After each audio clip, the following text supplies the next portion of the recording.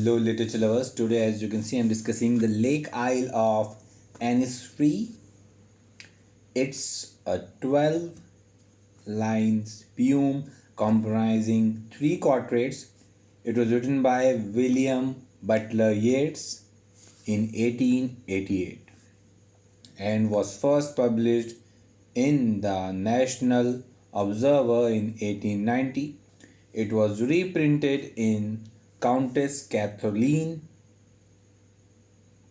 and various legends and lyrics in 1892 and as an illustrated Koala Press broadside in 1932.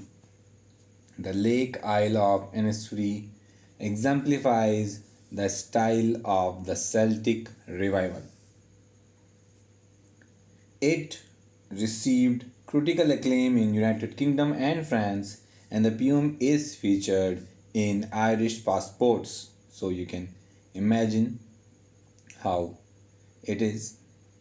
It's a 12-line poem and is divided into three quartets. It is an example of Yeats' earlier lyric poems, and the poem expresses the speaker's longing for the peace and tranquility of Innisfree while residing in an urban setting. He can escape the noise of the city and be lulled by the lake water lapping with low sounds by the shore. On this small island, he can return to nature by growing beans and having beehives, by enjoying the purple glow of heather at noon, the sounds of birds, wings, and of course the bees. He can even build a cabin and stay on the island as much as Thoreau, the American transcendentalist, living at Walden Pond.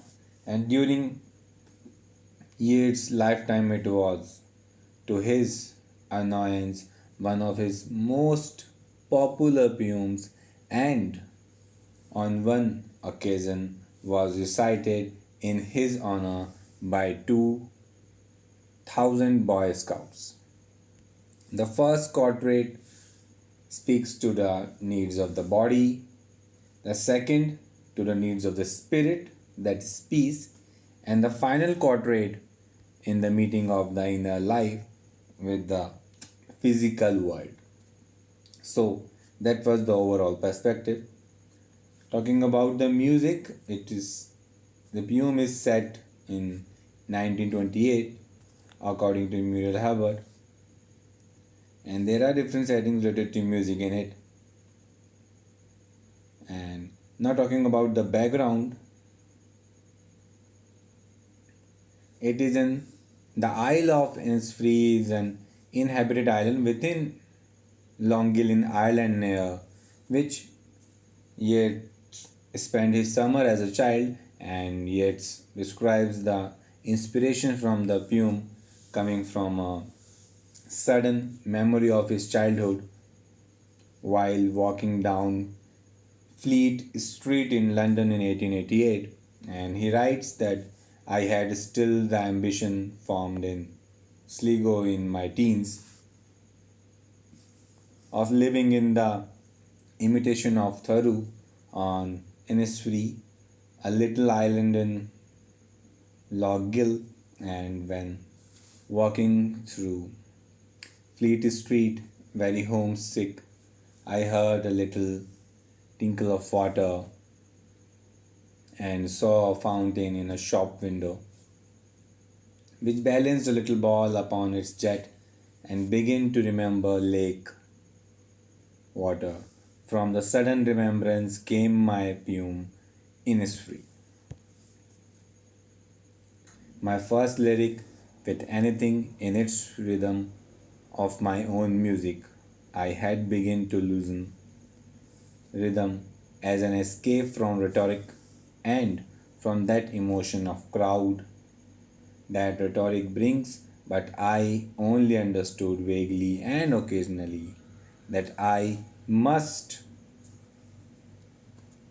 for my special purpose use nothing but the common syntax. A couple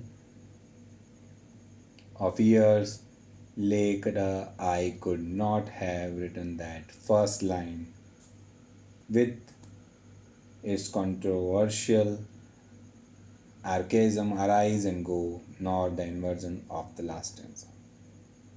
Thanks for listening. Be part of the literature world. Do subscribe the channel and do press the like button if you are impressed by it. Keep studying, keep enriching your literature because that will give life to your meaningful world. Thanks for being part of it. Thank you.